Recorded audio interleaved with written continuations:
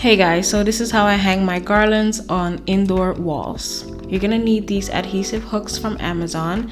You're gonna need painter's tape and a 260Q. Now listen guys, do not put these hooks on your wall or on your client's wall. They will get damaged, okay? Trust me. So what you're gonna do instead is put 2 strips of painter's tape on your wall, and then you're gonna put the hook on the painter's tape. And after you've done that, you're going to take a little bit more tape and do the H method.